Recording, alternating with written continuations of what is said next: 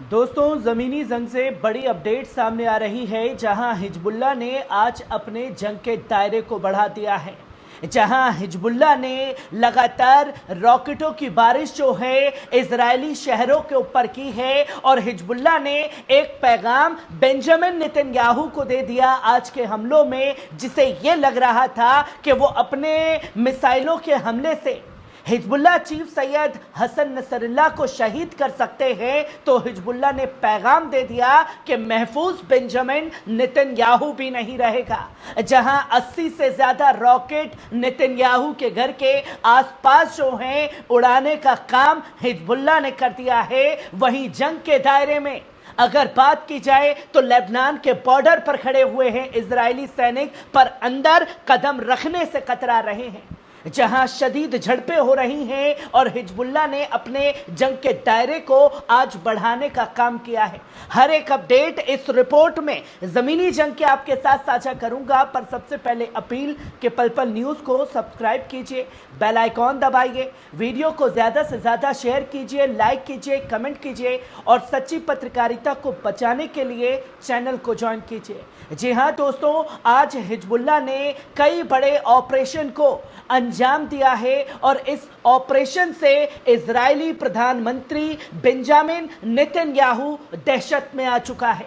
जहां तमाम बड़ी जानकारी आप देख सकते हैं कि लेबनान की इस्लामी प्रतिरोध ताकत हिजबुल्लाह ने इजरायली कब्जे वाले उत्तरी फलस्तीन में अपने हमलों को तेज कर दिया है और दक्षिण लेबनान में इजरायली घुसपैठ की कोशिशों को सफलतापूर्वक नाकाम कर रही है।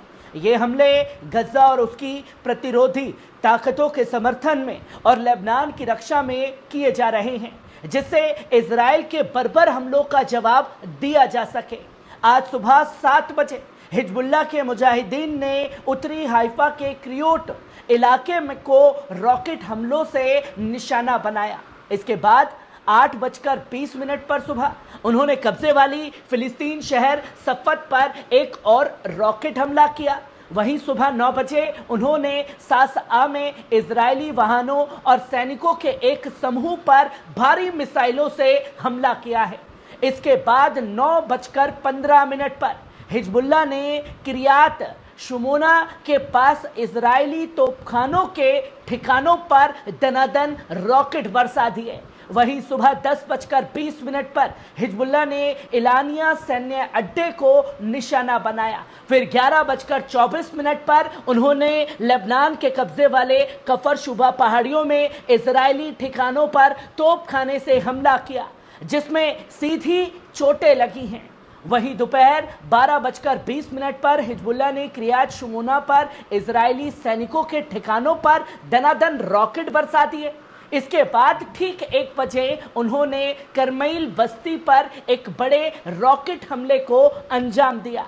वहीं इजरायली मीडिया ने बताया कि आज सुबह लेबनान से दागे गए रॉकेट के कारण हनेता, हाइफा, क्रियोट, अक्का और नहरिया में सायरन बजने लगे।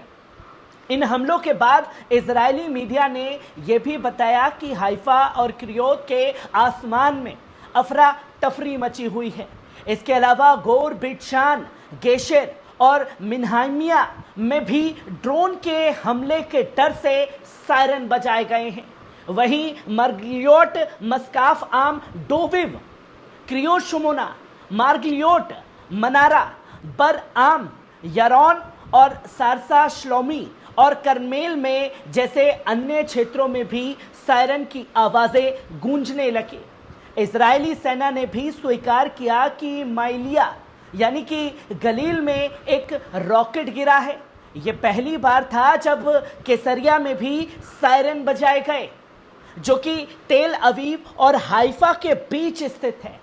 इजरायली मीडिया के अनुसार जब सायरन बजा, प्रधानमंत्री नेतन्याहू कैसरिया में अपने घर पर थे और तुरंत बंकर की ओर भागे। एक इजरायली मीडिया प्लेटफॉर्म ने बताया कि गैस प्लेटफॉर्म और बिजली संयंत्र पर हमले की कोशिश की गई है। पूरे के पूरे गैस प्लांट को तबाह किया गया है।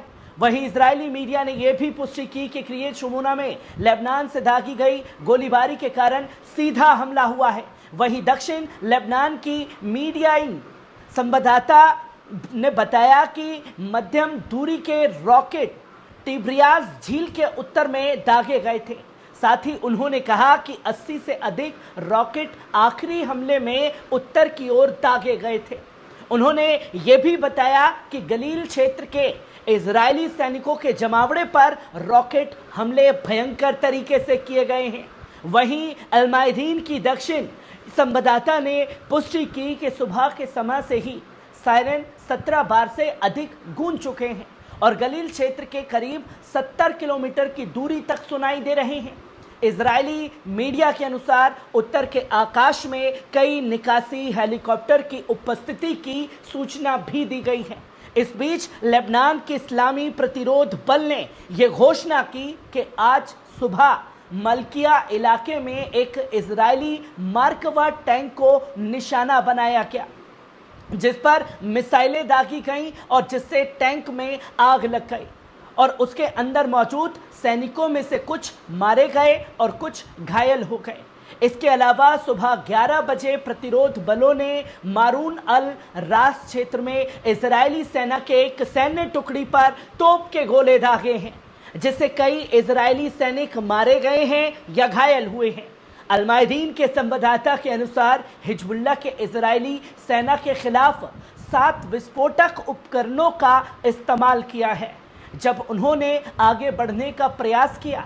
संवाददाता ने इस बात का खुलासा किया कि यारून, मारून और अदेसा जैसे गांवों के इजरायली कब्जे के आने की कोई भी खबर पूरी तरह से झूठी है। जहां वहां के रिपोर्टर ये बता रहे हैं कि कोई इजरायली सैनिक अभी लेबनान में एंटर नहीं हुआ है।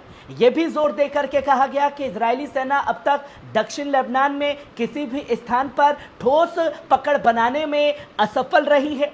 ये घटनाएं उस समय हुई हैं जब हिजबुल्लाह ने पिछले 24 घंटे में गुरुवार को इजरायली कब्जे के खिलाफ 32 सैन्य अभियान किए। इन अभियानों में दक्षिण लेबनान की सीमावर्ती गांवों की ओर बढ़ने की कोशिश कर रही इजरायली सैनिकों की अग्रिम टुकड़ियों को रोकना शामिल था। साथ ही सैन्य अड्डों, खेतों और यहूदी बस्तियों पर हमले भी किए गए थे, जिनमें उत्तरी इजराइल के सैन्य ठिकाने भी निशाना बने थे।